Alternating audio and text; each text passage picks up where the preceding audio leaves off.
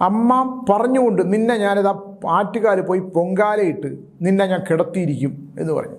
വിശാഖ നക്ഷത്രത്തിൻ്റെ പൂർവ്വജന്മം അനുസരിച്ചുള്ള നോക്കുകയാണെങ്കിൽ സാമ്പത്തികമായിട്ടുള്ള കാര്യങ്ങൾക്കകത്ത് ചെറിയ ചെറിയ തടസ്സങ്ങളുണ്ടാകുക, കിട്ടാനുള്ള പണം തടസ്സം വരിക. നമസ്കാരം. നമുക്ക് ഭക്തി ഉണ്ടാകുന്നത് ചിലർക്ക് അമ്മമാരിൽ നിന്നുണ്ടാകും, ഇല്ലെങ്കിൽ അച്ഛനിൽ നിന്നുണ്ടാകും. അച്ഛനിൽ നിന്നുണ്ടാകുന്നത് വളരെ കുറവാണ്, അല്ലെങ്കിൽ കുടുംബത്തിൽ നിന്നുണ്ടാകും, മുത്തശ്ശിമാരിൽ നിന്നുണ്ടാകും. ഇപ്പോൾ മുത്തശ്ശിമാരോ അല്ലെങ്കിൽ അങ്ങനെയുള്ള ബന്ധുക്കളും ഒക്കെ വളരെ കുറവായി ഞങ്ങളിങ്ങനെ കുറഞ്ഞു വരുന്നത് കൊണ്ട് ഭക്തി കുട്ടിക്കാലത്ത് തന്നെ ഉണ്ടാകും. പണ്ട് കാലത്ത് അമ്പലങ്ങളിലൊക്കെ നിറച്ച് ആൺകുട്ടികളും പെൺകുട്ടികളും ഒക്കെ പ്രാർത്ഥന സമയത്ത്, ദീപാരാധന സമയത്ത് നമ്മൾ കണ്ടിട്ടുണ്ടായിരുന്നു. ഇപ്പോൾ വളരെ കുറവാണ്. പക്ഷേ ആറ്റുകാൽ ക്ഷേത്രത്തിൽ നിറച്ച് കാണും. ഞാനിപ്പം ടീച്ചർ അവിടെ ആറ്റുകാൽ ക്ഷേത്രത്തിൽ ഒരു വലിയ ഭക്തയായതുകൊണ്ട് ഞാനും കൂടെ പോവും അവിടെ. ആറ്റുകാലിലൊരു അതിഭീകരമായ ഒരു ശക്തിയുണ്ട്. ഞാൻ കരിക്കം ദേവിയുടെ അടുത്തായിരുന്നു സ്ഥിരമായി പോയിക്കൊണ്ടിരുന്നത്. ഇപ്പോൾ ഞാൻ അവിടെ വർഷത്തിലൊരിക്കലും വല്ലപ്പോഴും ഒക്കെ ആയിട്ട് കുറഞ്ഞു. എന്താണെന്ന് എനിക്കറിയാൻ വയ്യ. എന്ന് വിചാരിച്ച് ശക്തി കുറച്ച് കാണുന്നതല്ല. ശക്തി എല്ലാ ദേവസ്ഥാനങ്ങൾക്കും അതിൻ്റേതായിട്ടുള്ളൊരു ശക്തി ഉണ്ടെന്ന് വിശ്വസിക്കുന്ന ഒരാളാണ്. പക്ഷേ ആറ്റുകാൽ ക്ഷേത്രത്തിൽ സ്ത്രീകളുടെ ഒരു ശബരിമല എന്ന് പറയുന്നത് കൊണ്ടും സ്ത്രീകളുടെ കണ്ണീരൊപ്പുന്ന ഒരു സ്ഥലമായതുകൊണ്ടുമൊക്കെ എന്തോ ഒരു ശക്തി ഉള്ളതായിട്ട് എനിക്ക് തോന്നിയിട്ടുണ്ട്. ഞാനിവിടെ മുറിപ്പാലത്തടി മാടാന്തമ്പുരാൻ ക്ഷേത്രത്തിൽ ഇപ്പോൾ എല്ലാ മാസവും 15, ഇപ്പോൾ ഈ മാസം 15 മുതൽ 20 വരെയാണ്. അവിടെ വരുന്ന പല സ്ത്രീകളുടെയും പ്രശ്ന പരിഹാരങ്ങൾ നോക്കുമ്പോൾ പ്രശ്ന പരിഹാരങ്ങൾ വന്നിരിക്കുന്ന പലരും ആറ്റുകാൽ ദേവിയുടെ അവിടെ സ്ഥിരമായി പോകുന്നവരാണ്. അവരുടെ കുട്ടികളൊക്കെ നല്ല അവസ്ഥയിലേക്ക് മാറിപ്പോകുന്നു. അത് ചിലപ്പോൾ അവരുടെ ഭക്തി, അവരിലേക്ക് അമ്മയുടെ അനുഗ്രഹം, അവരിൽ അതിൽ അടിയുറച്ച വിശ്വാസം, ചില പുരുഷന്മാരിലും കണ്ടിട്ടുണ്ട് അടിയുറച്ച വിശ്വാസമുള്ള ചില പുരുഷന്മാർ. ഞാൻ കഴിഞ്ഞ ദിവസം അവിടെ അമ്പലത്തിൽ തൊഴുതിട്ടിറങ്ങിയപ്പോൾ ഒരാളിങ്ങനെ വന്നു, സ്വാമി എന്ന് പറഞ്ഞ് എന്നെ പരിചയപ്പെട്ടു. ഞാൻ എൻ്റെ DNA ചാനലിൽ കാണും, എൻ്റെ ഭാര്യ സ്ഥിരമായി കാണും. അങ്ങനെ ഭാര്യ വഴിയാണ് എൻ്റെ DNA ചാനലിൽ കാണാനിടയായത്. ഞാനിവിടെ ചെറിയൊരു ലോഡ്ജൊക്കെ നടത്തുകയാണ്. അപ്പം ഞാൻ ചോദിച്ചു, സന്താനങ്ങളെ എന്ത് ചെയ്യുന്നു ചോദിച്ചപ്പോൾ അദ്ദേഹം പറഞ്ഞു, സന്താനങ്ങളില്ല സ്വാമി, അത് അമ്മ തന്നില്ല എന്ന് പറഞ്ഞു. പക്ഷേ അമ്മയുടെ ഭക്തനാണ്. അവിടെ അദ്ദേഹത്തിന് കുറേ കാലം ജോലി ഉണ്ടായിരുന്നു. ഇപ്പം അദ്ദേഹം പറഞ്ഞു ഒരു ബുദ്ധിമുട്ടും ഇല്ലാതെ അവിടുന്ന് ഇറങ്ങി അമ്മയുടെ ഭക്തനായിട്ട് ദീപാരാധന സമയത്ത് അവിടെ വന്ന് തൊഴുന്ന ഒരു ഭക്തനെ കണ്ടു. അപ്പോൾ അമ്മയുടെ ഭക്തനായിട്ട് മാറിയത് കൊണ്ട് തന്നെ ജീവിതത്തിൽ ഒരുപാട് ശാന്തമായ ഒരുപാട് അനുഭവങ്ങൾ, ദുഃഖ ദുരിതങ്ങളാണല്ലോ ജീവിതം. ഈ നമ്മളേതെങ്കിലും ഒരു ക്ഷേത്രത്തിനെ മുറുകെ പിടിച്ചാൽ നമ്മുടെ ഒരുപാട് പ്രശ്നങ്ങൾക്ക് ബാക്കി വന്നിട്ട് ബാക്കി മാത്രമേ നമ്മളിലേക്ക് വരുള്ളൂ. എന്ന് പറഞ്ഞാൽ ഒരു ജലം ശുദ്ധമാകുന്നത് പോലെയാണ്. ഞാനിത് പലപ്പോഴും പറഞ്ഞിട്ടുള്ളൊരു കാര്യമാണ്.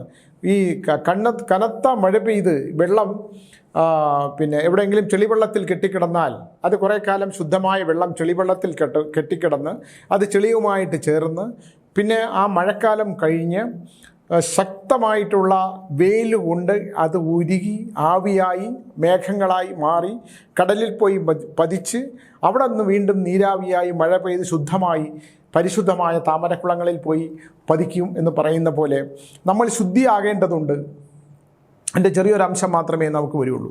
ഞാനിപ്പോൾ ഇത് പറയാനുള്ളതിൻ്റെ ഒരു പ്രധാന കാരണം, ഈ കഴിഞ്ഞ 2-3 ദിവസം, ഇപ്പോൾ ശനിയും ഞായറും ഞാനിപ്പോൾ ഇവിടെ പറയുന്നില്ലല്ലോ, പറയാത്തതിന് കാരണം എന്നും വന്നിരുന്ന് ഇതുപോലുള്ള ദുഃഖങ്ങൾ ഇങ്ങനെ പറയണ്ടേ. മനുഷ്യൻ്റെ ദുഃഖങ്ങൾ മാത്രമല്ലേ പറയാൻ പറ്റൂ. ലോട്ടറി അടിച്ച കാര്യം ഇന്നവരെ എനിക്ക് പറയാൻ പറ്റിയിട്ടുണ്ടോ? ഒരാൾ വീട് വെച്ച് സന്തോഷമായിട്ട് ജീവിക്കുന്ന കാര്യം പറയാൻ പറ്റിയിട്ടുണ്ടോ?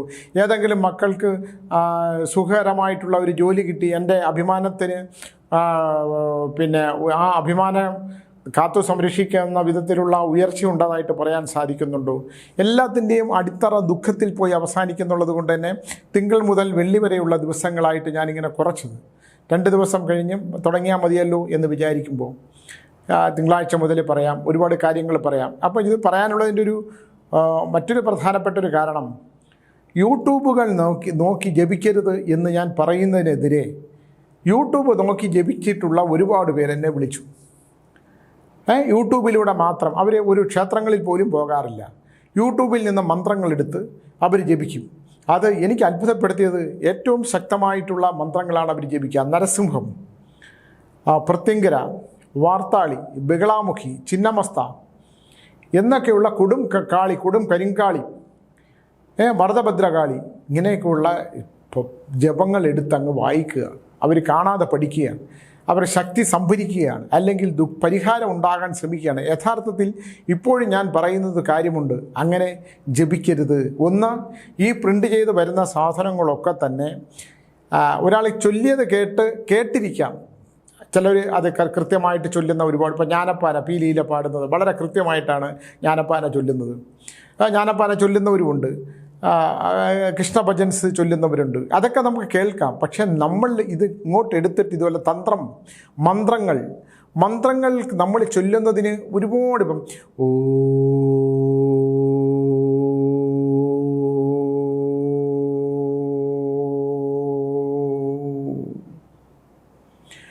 ഇത്രയും നേരമെങ്കിലും മിനിമം ഓം, ഇത് ഓം എന്ന് തുടങ്ങി ഓം. അങ്ങനെയല്ല, അത് നമ്മുടെ ഈ അടിവയറിൽ നിന്ന് ആ ഓമിൻ്റെ ആ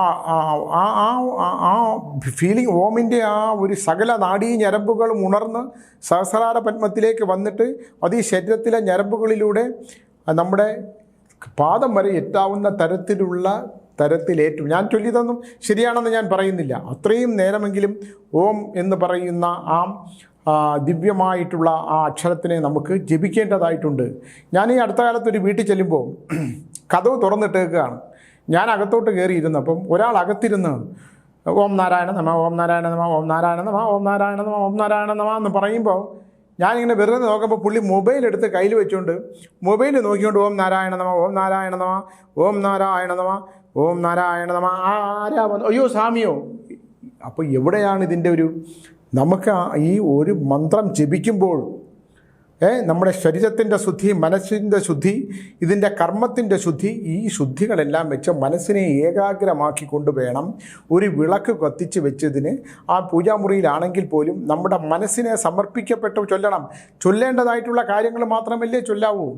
ഗണപതി മന്ത്രം നമുക്ക് ചൊല്ലാം, ഓം നമഃ ശിവായ നമുക്ക് ചൊല്ലാം, അല്ലേ? അങ്ങനെ ചൊല്ലാൻ പറ്റുന്ന ലളിതമായിട്ടുള്ള ഭജൻസ് മാത്രമേ, തന്ത്രങ്ങളിലുള്ള ഏറ്റവും ലളിതമായിട്ടുള്ള കാര്യങ്ങൾ, മന്ത്രതന്ത്രാദികളുള്ള ലളിതമായിട്ടുള്ള കാര്യങ്ങൾ മാത്രമേ ചൊല്ലാൻ പാടുള്ളൂ. അല്ലെങ്കിൽ നമുക്ക് ശരീരത്തിലുണ്ടാകുന്ന വിഷയങ്ങളുണ്ട്.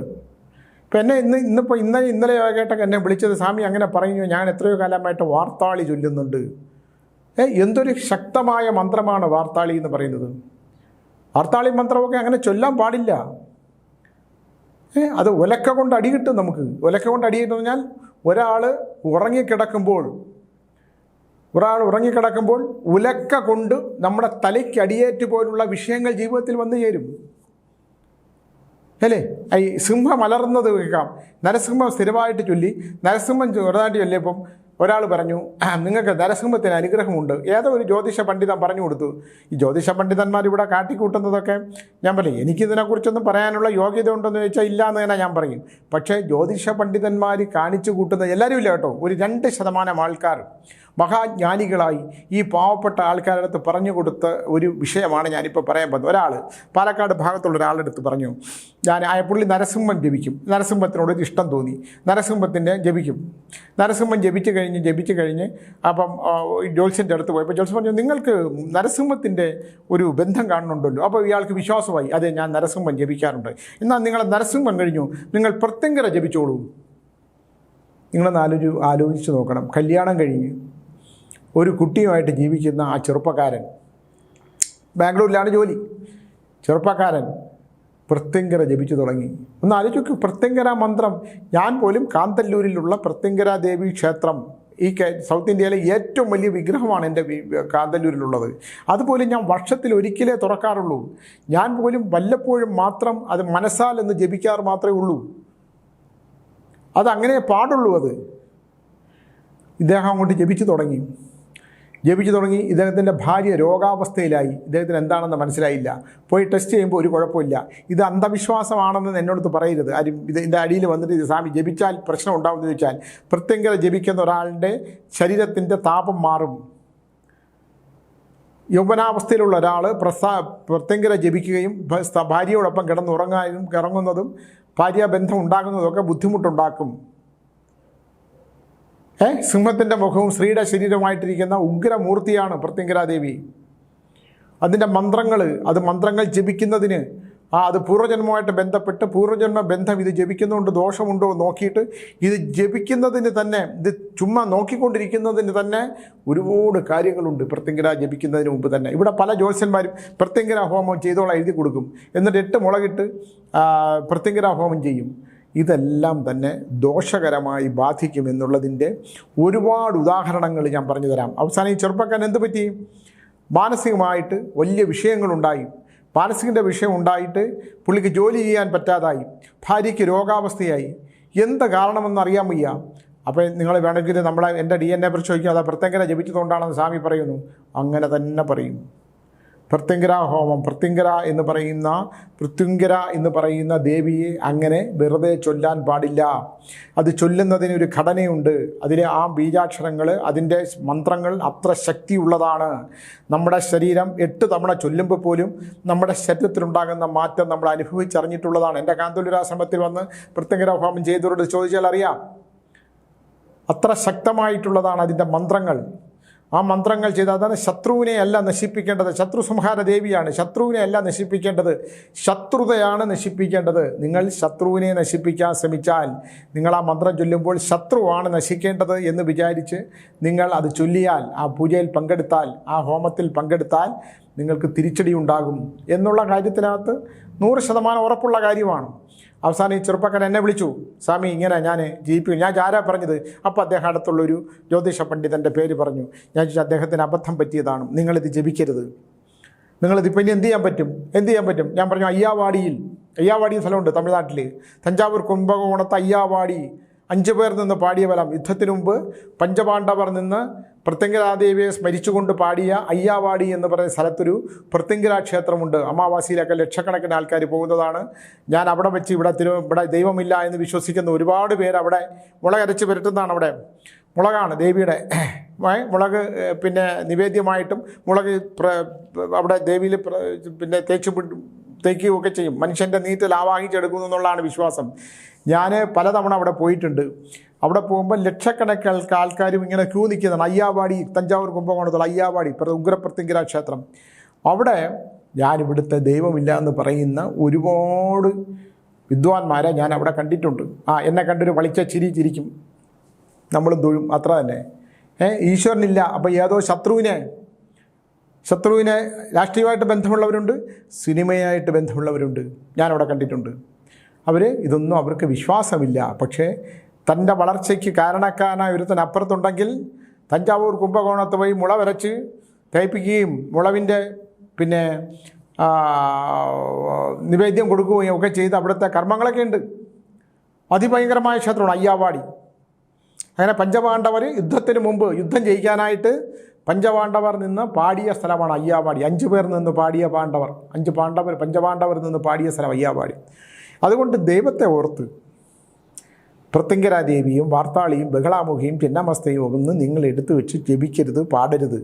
നമ്മൾ നമ്മൾ ഓം നമഃ ശിവായൊക്കെ ജപിക്കുന്നതുകൊണ്ട് കുഴപ്പമില്ല. ഒരു അമ്മയും മരുമകളും തമ്മിൽ ഭയങ്കര പ്രശ്നം, അമ്മയും മകളും തമ്മിൽ പ്രശ്നം. കഴിഞ്ഞ ദിവസം ഒരു ബഹുമാനപ്പെട്ട സഹോദരി എന്നെ വിളിച്ചിട്ട് പറഞ്ഞു, സ്വാമി എപ്പോഴും അച്ഛനമ്മമാരെ മാത്രം നോക്കുന്ന മക്കളെക്കുറിച്ച് ഭയങ്കര മോശം പറയുമല്ലോ.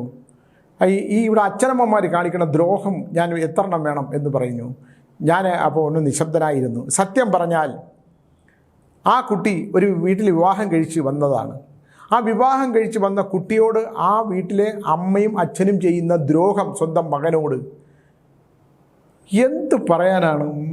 മരുമകളോടുള്ള ദേഷ്യം തീർക്കാൻ, മരുമകളോട് ഇഷ്ടമില്ലായ്മ കാണാൻ മകനോട് ചെയ്യുന്ന ദ്രോഹം. മകൻ എന്തു ചെയ്യും? ഒരിടത്ത് അച്ഛനും അമ്മയും, ഇപ്പുറത്തെ വശത്ത് ഭാര്യയും മക്കളും. എന്ത് ചെയ്യാനാണ്? നിസ്സഹായരായിപ്പോവും. വേറെ ഒരിടത്തോട്ട് മാറിപ്പോകാനുള്ള അവസ്ഥയുമില്ല. ഇതിലും ഭയങ്കരമാണ്, ഞാൻ ആ സ്ഥലം എവിടാന്ന് പറയുന്നില്ല, നിശബ്ദനായ അച്ഛൻ. ആ അച്ഛൻ്റെ നിശബ്ദതയും കൂടെ കടമെടുത്ത അമ്മ, ഭീകരമ്മയാണ്. അമ്മ പറഞ്ഞുകൊണ്ട് നിന്നെ ഞാനിതാ ആറ്റുകാൽ പോയി പൊങ്കാലയിട്ട് നിന്നെ ഞാൻ കിടത്തിയിരിക്കും എന്ന് പറഞ്ഞു.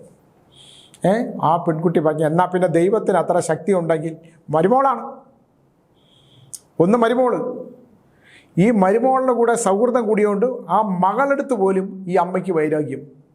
സ്വന്തം മകള് ഇല്ലാതാവാൻ മകള് വീണ് കിടക്കാൻ അമ്മ പൊങ്കാലയിടൂ? മരുമകൾ ശരി പോട്ടെ, അന്യ വീട്ടിൽ നിന്ന് വന്ന് കല്യാണം കഴിച്ച ഒരാളാണെന്ന് പറയാം. സ്വന്തം മകള് പറയുന്ന കേൾക്കണം. ആ കുട്ടി തന്നെ എന്നോട് പറയുകയാണ്, എൻ്റെ അമ്മയ്ക്ക് വല്ല, ഞാൻ പറഞ്ഞ എന്തോ മാനസികമായിട്ടുള്ള ചില തകരാറുണ്ട്, അതുകൊണ്ടാണ് അല്ലേ. ഇനി അമ്മയ്ക്കോട് ചോദിച്ചാൽ അമ്മയ്ക്ക് അമ്മയുടേതായിട്ടുള്ള പ്രശ്നങ്ങൾ കാണും. ഇല്ല, ഭയങ്കര വൈരാഗ്യമാണ്, അച്ഛൻ ഒരക്ഷരം മിണ്ടത്തില്ല. അപ്പോൾ ഇതാണ് ഇവിടുത്തെ ഒരു അവസ്ഥ ഇല്ലേ. ആറ്റുകാലിൽ പോയിട്ട് 13 കലത്തിൽ പൊങ്കാലയിട്ട് നിന്നെ ഞാൻ കിടത്തിയിരിക്കും. അങ്ങനെ ഒരു സ്ത്രീയെ എനിക്കറിയാം. എന്ത് പറഞ്ഞാലും ആറ്റുകാല അമ്മയാണ്, 13 കലത്തിൽ പൊങ്കാലയിടും, നീ നശിച്ചു പോകുമെന്ന് പറഞ്ഞിപ്പം കൈകാലുകൾ ഇങ്ങനെ തളർന്ന് ഇങ്ങനെ ആയിപ്പോയി. പൊങ്കാലകളൊക്കെ ഒരുപാട് ഇട്ടതാണ്. കൈകാലുകൾ തളർന്നു പോയി എന്ന് മാത്രമല്ല, ജീവിത പ്രാരാബ്ദങ്ങൾക്ക് നടുവിൽപ്പെട്ടു. വീട് പോലും അന്യമായി പോയിട്ട് ഏറ്റവും കൂടുതൽ മോശം പറഞ്ഞ് നശിച്ചു പോയി ആർക്കാണോ പൊങ്കാലയിട്ടത്, ആ പൊങ്കാലയിട്ട മകളുടെ വീട്ടിൽ പോയിട്ട് അവശയായി ജീവിക്കേണ്ട ഒരവസ്ഥ ഇതൊക്കെ നമ്മുടെ മുമ്പിൽ കാണുന്നതാണ്. ഈ മകളെ നശിക്കാനാണ് ഇത്രയും ചെയ്തത്. നമ്മൾ ഇത്തരം ക്ഷേത്രങ്ങൾക്കും ദേവീസ്ഥാനങ്ങൾക്കൊക്കെ ശക്തി ഉണ്ടെന്ന് വിശ്വസിക്കുന്ന ഒരാളും മരണവും മരണാനന്തര ജീവിതത്തിലും വിശ്വസിക്കുന്ന ഒരാളാണ് ഞാൻ. കാരണം ഒരുപാട് വിഷയങ്ങളുണ്ട്, നിരവധി വിഷയങ്ങൾ മുമ്പിൽ വരുന്നുള്ളതാണ്. അപ്പം ഇങ്ങനെയൊക്കെ ആറ്റുകാൽ ദേവിയും ഒക്കെ വിളിച്ച്, ചോറ്റാനിക്കര അമ്മയും ആറ്റുകാൽ അമ്മയും ഒക്കെ വിളിച്ച് പൊങ്കാലയിട്ട് മന്ത്രങ്ങളും ജപിച്ച്, കാരണം കുറേ ജ്യോതിഷന്മാർ ഇല്ലെങ്കിൽ കുറേ സ്വാമിമാർ എല്ലാം മുതലെടുക്കാൻ ശ്രമിക്കും. ഇപ്പം നിങ്ങൾക്ക് എന്തെങ്കിലും ചെന്നാൽ, ഇന്നലെ ഒരു പയ്യൻ എൻ്റെ അടുത്ത് വിളിച്ച് പറയുകയാണ്, ഇതാ ഇങ്ങനെയാണ്, എങ്ങനെ പറയാൻ പറ്റില്ല ഞാൻ നിങ്ങളോട്, അത് എനിക്കിങ്ങനെ ആഭിചാരം ചെയ്തിട്ടുണ്ട്. ഞാൻ അത് ഇന്ന ആളാണ് ആഭിചാരം ചെയ്തേക്കണേ. സ്വന്തം അമ്മ മകനെതിരെ ആഭിചാരം ചെയ്തെന്ന് ഒരാൾ പറഞ്ഞു കൊടുത്തു. അത് അമ്മയ്ക്ക് എന്നോട് ഭയങ്കര പ്രശ്നമുണ്ട്. ചെറുക്കനെ പഠിക്കാൻ വിട്ടപ്പോൾ ചെറുക്കൻ പഠിക്കാൻ പോവില്ല, അവൻ കഞ്ചാവും വിറ്റുകൊണ്ട് നടന്നു. അമ്മ ശത്രുവായി, അവനെ വീട്ടിൽ കയറ്റില്ല. അപ്പോൾ വീട്ടിൽ കയറ്റാതിരിക്കാനാണ് അവൻ്റെ മൂത്ത സഹോദരൻ ഇവനെ വീടിൻ്റെ സ്വത്ത് കൊടുക്കാതിരിക്കാൻ ആഭിചാരം ചെയ്തൊന്നു ഒരു തിരുമേനി ആരാണ്ട് പറഞ്ഞു കൊടുത്തപ്പോൾ ഇവൻ ആഭിചാരത്തിൽ ഞാൻ നശിച്ചു പോയി സ്വാമി എങ്ങനെയെങ്കിലും എന്നെ ഈ ആഭിചാരത്തിൽ നിന്ന് രക്ഷപ്പെടണം, എന്തെങ്കിലും ഒരു മാർഗമുണ്ടോ? ഞാൻ നിങ്ങൾ പഠിക്കാൻ വിട്ടതാണോ? നിങ്ങൾ എഞ്ചിനീയറിംഗ് കോളേജ് പഠിച്ചതാണോ? അതെ. പഠിച്ചതാണെന്ന് എന്നോട് പറഞ്ഞു. പഠിച്ചതാണ്. നിങ്ങൾ ലഹരി പദാർത്ഥങ്ങൾക്ക് അടിമയായി പോയില്ലേ? അടിമയെന്നായാലും സ്വാമി ഞാൻ ഉപയോഗിക്കുമായിരുന്നു. അപ്പോൾ നിങ്ങൾ വിദ്യാഭ്യാസം മുടങ്ങിപ്പോയില്ലേ? പോയി. അപ്പോൾ ഇതെല്ലാം കഴിഞ്ഞിട്ട് നിങ്ങൾ എന്ത് ചെയ്തു? നിങ്ങളെ വീട്ടുകാർ വെറുക്കൂലേ അങ്ങനെ? അപ്പോൾ വീട്ടുകാർ വെറുത്തപ്പം ആഭിചാരം ചെയ്തതാണെന്ന് പറഞ്ഞു. അത് ചേട്ടൻ ഇയാളുടെ സ്വത്ത് സ്വന്തമാക്കാതിരിക്കാൻ. ഇങ്ങനെയൊക്കെ ജ്യോതിഷ പണ്ഡിതന്മാർ പറഞ്ഞു കൊടുത്താൽ ഒരു 2% ആൾക്കാരുണ്ട് ഇതിനകത്ത്, ഇല്ലയെന്ന് പറഞ്ഞാൽ നല്ല ബഹുമെടുക്കന്മാർ വളരെ സത്യസന്ധമായിട്ട് ഇത്തരം ഗ്രഹനിലകൾ നോക്കി കാര്യങ്ങൾ പറഞ്ഞു കൊടുക്കുകയും പരിഹാരക്രിയകൾ പറഞ്ഞു കൊടുക്കുന്ന 98% ആൾക്കാരുണ്ട്. കേരളത്തിലെ ജ്യോത്സ്യന്മാർ ബഹുമെടുക്കന്മാരാണ്. പക്ഷേ 2% ആൾക്കാർ ഇത് ലോട്ടറി അടിക്കുമെന്ന് പറഞ്ഞു പൂജ ചെയ്യിപ്പിക്കും. അവന് 50,000 രൂപ കടം കാണും. നിങ്ങൾക്ക് ലോട്ടറി അടിച്ച് 1 കോടി കിട്ടുമെന്ന് പറഞ്ഞിട്ട് 1 ലക്ഷം രൂപയുടെ പൂജ ചെയ്യിപ്പിക്കുന്നവരുണ്ട്. 50,000 രൂപയുടെ കടമേ കാണുള്ളൂ. 50,000 രൂപ കടം തീർക്കാൻ 1 ലക്ഷം രൂപയുടെ പൂജ ചെയ്യിപ്പിക്കും. ലോട്ടറി അടിക്കുമോ ഉണ്ടാവും. ഇത്തരത്തിലുള്ള ഒരു ലോകത്തുകൂടെയാണ് നമ്മൾ സഞ്ചരിച്ചുകൊണ്ടിരിക്കുന്നത്. ഞാനിത് ഉദാഹരണങ്ങളായിട്ട് പറഞ്ഞെന്നുള്ളതേ ഉള്ളൂ. യാതൊരു കാരണവശാലും ദൈവത്തെ ഓർത്ത് ഇത്തരത്തിലുള്ള ഈ യൂട്യൂബിലും ഗൂഗിളിലുമുള്ള മന്ത്രങ്ങൾ എടുത്തു വെച്ച് ജപിച്ച് ആരോഗ്യത്തെ നശിപ്പിച്ച് ഒരാൾ ബഹളാമുഖി അതിഭയങ്കരമായ ദേവതയാണ്. ധൂമാവതി അതിഭയങ്കരമായ ദേവതയാണ്. ഇതൊന്നും എടുത്ത് ജപിക്കാൻ പാടില്ല. എടുത്ത് ജപിച്ചു കഴിഞ്ഞാൽ ജപിച്ച അവസാനം മൂത്രം ഒഴിക്കാൻ പറ്റില്ല. മലമൂത്ര പ്രശ്നങ്ങൾ സ്തംഭിച്ചു പോയി. ആരോഗ്യം പോകുമ്പോൾ ഒരു കുഴപ്പമില്ല. ഭക്ഷണത്തിനകത്തൊരു പ്രശ്നമില്ല. ഡോക്ടർമാരുടെ അടുത്ത് പോയാൽ ഒരു പ്രശ്നവുമില്ല. പക്ഷേ ഇദ്ദേഹത്തിന് നമ്മുടെ ശരീരത്തിൽ നിന്നുള്ള സാധനങ്ങളൊക്കെ പുറത്തു കൊണ്ട് കഴിച്ചതൊക്കെ പോകാൻ പറ്റാത്ത അതിഭീകരമായ പ്രശ്നങ്ങളുണ്ടായി. അവസാനം ആയുർവേദത്തിൽ പോയിട്ട് മരുന്ന് കഴിച്ചത് മാത്രമല്ല, ഞാൻ പറയുന്ന ഒരു ക്ഷേത്രത്തിൽ പോയിട്ട് ഇത് മുഴുവൻ ഛർദ്ദിച്ചു. ഒരഭിചാരവുമില്ല. തിരുവിടെ പോയിട്ട് ഛർദ്ദിച്ച് ശരീരത്തിലും മനസ്സിലും ഉണ്ടായിരുന്ന ഇത് മുഴുവൻ ഛർദ്ദിച്ച് കളഞ്ഞതിന് ശേഷമാണ് ഈ മാറ്റം. ജപിക്കരുതെന്ന് പറഞ്ഞു.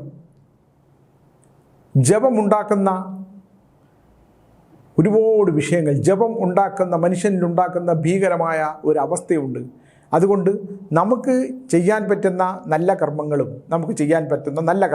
അത് സത്കർമ്മങ്ങളെന്ന് നമുക്ക് തോന്നുന്ന കർമ്മങ്ങൾ ചെയ്യുക. പൂർവ്വജന്മ ദോഷങ്ങളുണ്ടെങ്കിൽ അതിന് പരിഹാരം ചെയ്യാനായിട്ടുള്ള കാര്യങ്ങൾ ചെയ്യുക. ഈ ജന്മത്തിൽ നമുക്ക് നല്ലതെന്ന് തോന്നുന്നത് മാത്രം ചെയ്യുക. ഒരാളെ ദ്രോഹിക്കാതിരിക്കുക, വഞ്ചിക്കാതിരിക്കുക, പറ്റിക്കാതിരിക്കുക, ചതിക്കാതിരിക്കുക, ഒരാളെ മനോദുഃഖപ്പെടുത്താതിരിക്കുക. മാനസികമായ ദുഃഖം, ആ വിചാരം, അപ്പുറത്തെ വീട്ടിൽ നല്ലൊരു പൂ പൂത്ത് നിൽക്കുന്നു, അപ്പോൾ അതിനകത്ത് കുറേ ഉപ്പ് വാരിക്കൊണ്ടിടാമെന്ന് വിചാരിച്ചാൽ ഒക്കെ ഉണ്ടാകുന്ന ദുരന്തം. അങ്ങനെയൊക്കെ ചെയ്യുന്നതാണ് സന്താന പരമ്പരകൾ തൻ്റെ മക്കളുടെ മക്കൾക്കെല്ലാം വന്നു ചേരുന്ന ഒരു പൂ വാടിപ്പോവുകയാണെങ്കിൽ അവിടെ യൗവനാവസ്ഥയിൽ ശൈശവവും ബാല്യത്തിലേക്ക് നിൽക്കുന്ന കുട്ടികൾക്ക് അവരുടെ ബാല്യങ്ങൾ വാടിപ്പോകും. അങ്ങനെയുള്ള ഒരുപാട് സംഭവങ്ങളുണ്ട്.